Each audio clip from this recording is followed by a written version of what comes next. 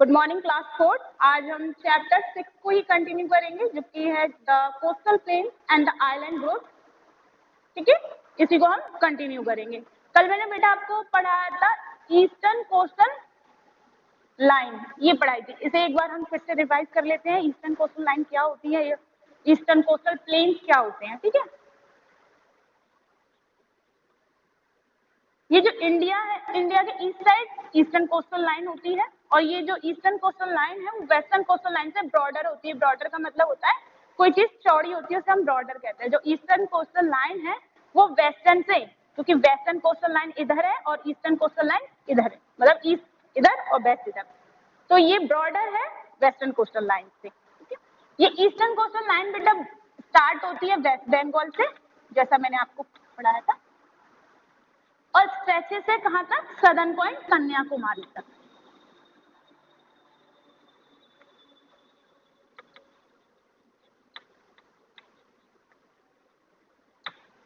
Eastern coastal जो line है उसको 3 पार्ट्स में डिवाइड किया गया है बेटा। ठीक है, जो ये नॉर्दर्न पार्ट है उसे हम नॉर्दर्न सर्किट्स कहते हैं,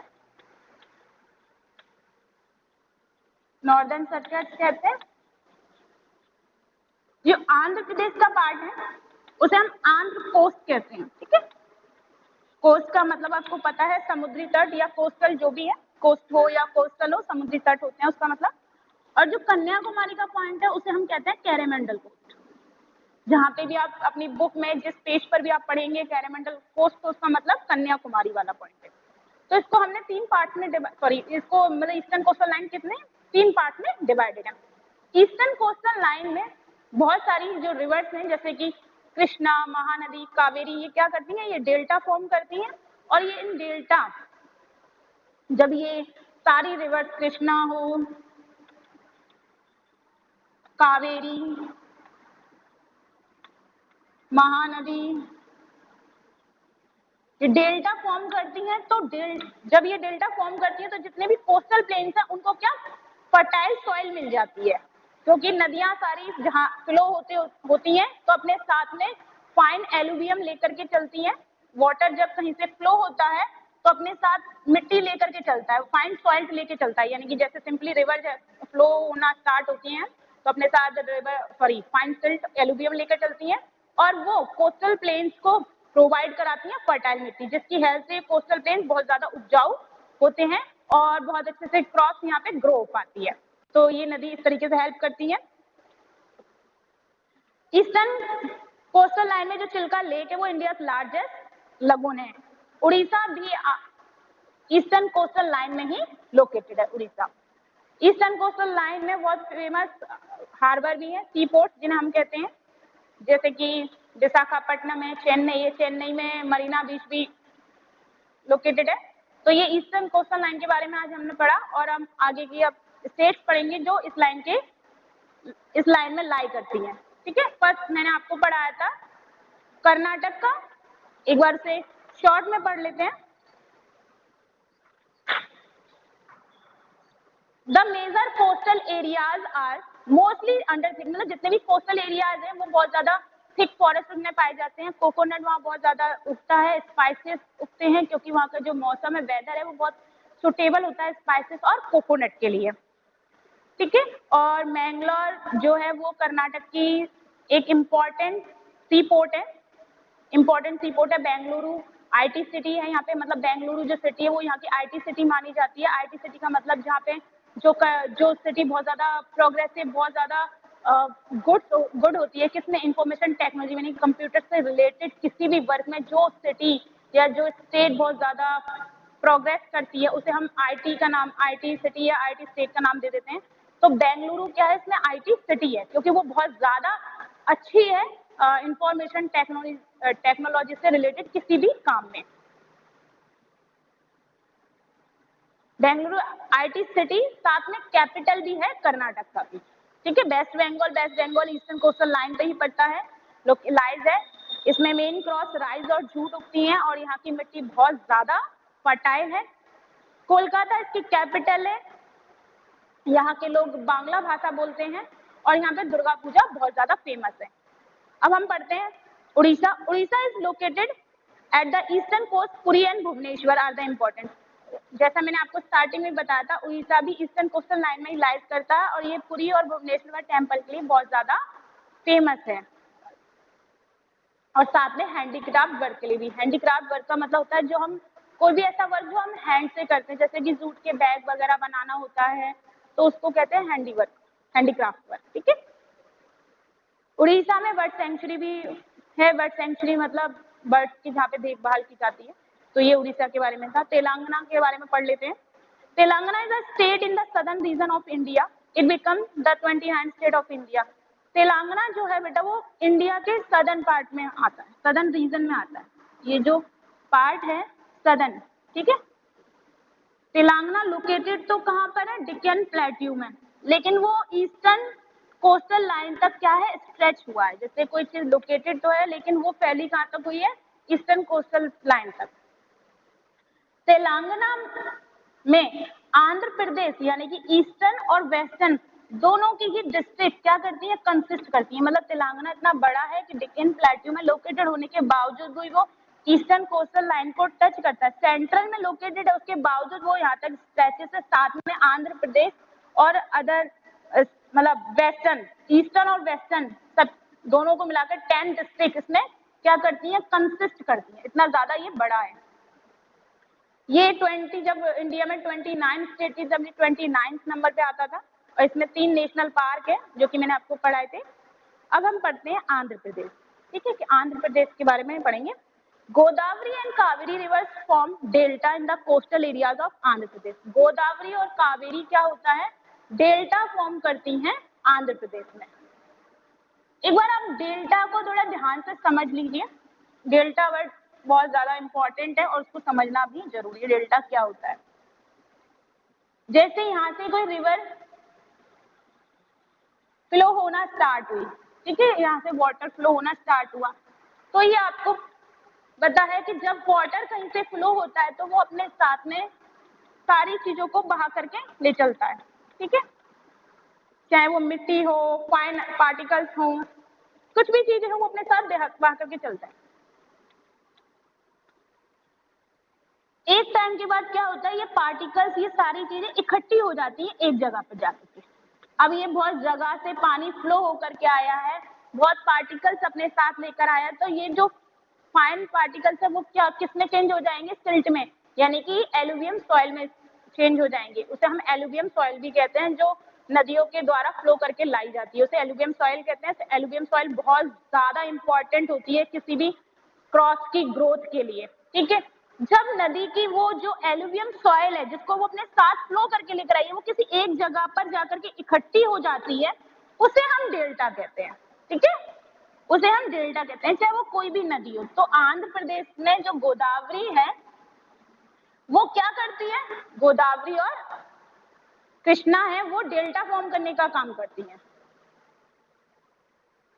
rice and shrimp farming are the main occupation. यहाँ पे राइस बहुत ज्यादा उगाया जाता है। Visakhapatnam is an important sea port. Visakhapatnam Andhra Pradesh का एक इम्पोर्टेंट सी पोर्ट है। The city has a ship building yard and iron and steel plant and oil refinery. Andhra Pradesh में शिप बिल्डिंग यार्ड भी है। शिप बिल्डिंग यार्ड का मतलब होता है जहाँ पे पानी के जहाज की रिपेयरिंग वगैरह होती है और मैन्युफैक्चरिंग वगैरह होती है। पानी के जहाज जो होते हैं, शिप होते हैं, उनको बनाया जाता हो या फिर मैन्युफैक्चर किया जाता हो, उनको हम शिप बिल्डिंग यार्ड कहते हैं। यार्ड मतलब उस जगह को कहते हैं जहाँ पर ये सब चीजें मैन्युफैक्चरिंग होती है, बनती है। ठीक है, और यहाँ पे आयरन एंड स्टील प्लांट भी है। आयरन एंड स्टील प्लांट का मतलब होता है बेटा जहाँ पर आयरन या स्टील से रिलेटेड कोई भी काम हो, आयरन से गाड़ियां बन रही हो या आयरन किसी और चीज में काम आ रहा हो या स्टील से कोई चीज बन रही हो, तो उस जगह को हम आयरन या स्टील प्लांट कहते हैं। And oil refinery. Oil refinery का मतलब होता है, रिफाइनरी का मतलब होता है एक ऐसी जगह जहां पर सब चीजों को सेपरेट किया जाता है। आपको मैं इसको एग्जांपल से समझाती हूँ। जब हम जमीन में से कोई भी हमें कोई मिनरल ऑयल निकलता है, जब हमें मिनरल ऑयल निकलता है, मिनरल ऑयल में बहुत सारी चीजें होती हैं बेटा। देखो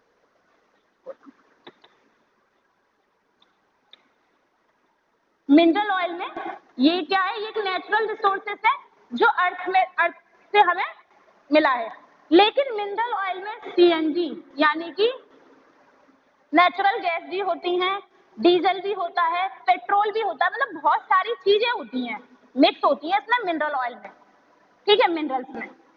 तो अब क्या होता है, रिफाइनरी क्या करती है, रिफाइनरी उन सारी चीजों को सेपरेट करती है, क्योंकि जिनको सीएनजी की जरूरत होगी उन्हें सीएनजी दी जाएगी, जिनको डीजल की जरूरत होगी उन्हें डीजल दिया जाएगा, जिनको पेट्रोल की जरूरत होगी उन्हें पेट्रोल दिया जाएगा, ठीक है। तो रिफाइनरी एक ऐसी जगह है जो इन मिनरल्स ऑयल में को अलग अलग सेपरेट करने का काम करती है, ठीक है। तो ये आंध्र प्रदेश। अब हम बढ़ते हैं Tamil Nadu.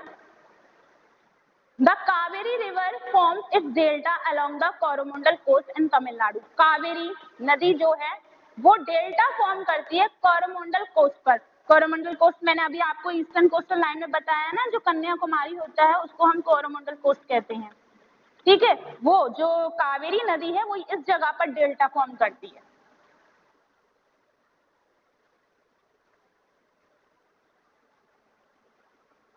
Chennai is the capital of Tamil Nadu. Chennai जो है वो तमिलनाडु की कैपिटल है और तमिलनाडु में चावल ज्यादा उगाया जाता है, मतलब चावल मेन क्रॉप है, जैसे कि यूपी की मेन क्रॉप वीट है, वीट ज्यादा उगाया जाता है, ऐसे ही चेन्नई में, सॉरी तमिलनाडु में।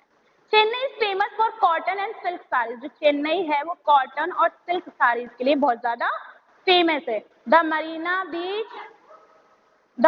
बीच at the Chennai is the longest coast in India. जो मरीना बीच है वो लॉन्गेस्ट कोस्ट है इंडिया में।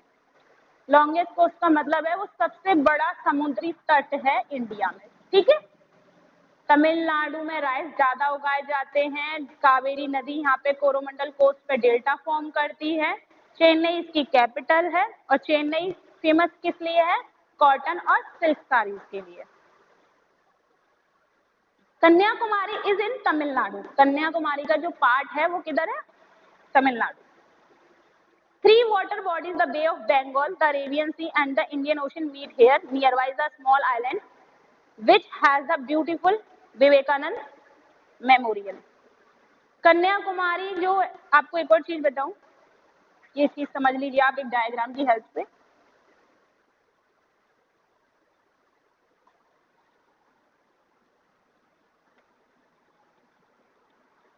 ये जो इंडिया का सदर्न पार्ट होता है वो क्या है, पेनिनसुला कहलाता है, ठीक है। इंडियन पेनिनसुला कहते हैं, क्यों, यहाँ पे बे ऑफ बंगाल है। पेनिनसुला का मतलब होता है जो जगह तीन साइड से पानी से घिरी होती है उसे हम पेनिनसुला कहते हैं। तो इंडिया का सदर्न पार्ट आप देखेंगे 3 जगह से पानी से घिरी हुई है, ठीक है। बे ऑफ बंगाल इसके राइट में है, यहाँ अरेबियन ओशन है और यहाँ इंडियन ओशन है।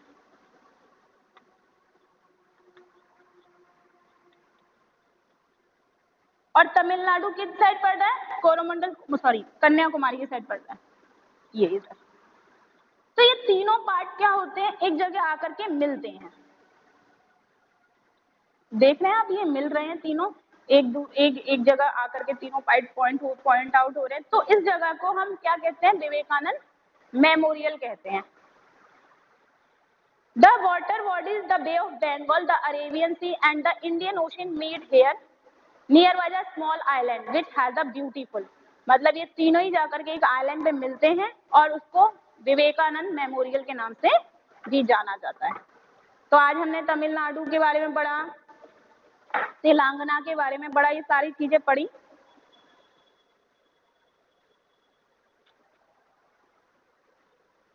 अब हम आगे का पढ़ते हैं, life of people in coastal planes. मतलब हमने स्टेट्स पढ़ी, स्टेट के बारे में पढ़ा कि कौन सी स्टेट किस चीज के लिए फेमस है। अब हम पढ़ेंगे कि जो लोग इन स्टेट्स में रहते हैं उनकी लाइफ कैसी है, ठीक है, उनके डिटेल में पढ़ेंगे। The life style of people in eastern western coastal planes various according the climate condition, topographical location. चाहे आप ईस्टर्न कोस्टल लाइन की बात करें चाहे वेस्टर्न कोस्टल लाइन की बात करें, इनकी जो लाइफ है वो बहुत ज्यादा कैसी है, मतलब डिफरेंट है। वेरिस का मतलब होता है डिफरेंट है, क्यों, क्योंकि यहाँ के क्लाइमेटिक कंडीशन की वजह से। जो कोस्टल प्लेन्स होते हैं उनका क्लाइमेट बहुत अलग होता है नॉर्दर्न या सदर्न प्लेन से। एंड टोपोग्राफिकल लोकेशन, टोपोग्राफिकल का मतलब होता है ज्योग्राफिकल, यानी कि मतलब ज्योग्राफिकल का मतलब है सिंपली कि वहां का एरिया कैसा है, माउंटेन है, हिल्स है, प्लेन्स हैं, प्लेट्यू हैं, इस तरीके से टोपोग्राफिकल मतलब ज्योग्राफिकल, ठीक है। Both the eastern and western coastal plains cover some parts of state located the east like Karnataka, West Bengal, Odisha, Tamil Nadu, and western states the Gujarat, Maharashtra, Kerala, and Goa. Both eastern and western coastal plains some parts of state. Eastern coastal line हो या western coastal line हो, ये क्या करती हैं, ये states के part को कवर करती हैं। अगर हम इधर की बात करें कर्नाटक, कोलकाता, वेस्ट बंगाल, तो ईस्टर्न कोस्टल लाइन उन स्टेट्स को भी कवर करी। अगर वेस्टर्न की बात करें हम, गुजरात है, गोवा है, तो जो वेस्टर्न कोस्टल लाइन है वो अपने स्टेट्स को कवर कर रही है, तो ये थोड़ी थोड़ी इन स्टेट्स को कवर करती हैं। इसलिए इनके जो यहाँ के लोग होते हैं उनका रहने का तरीका और सब चीजें बहुत अलग होती हैं।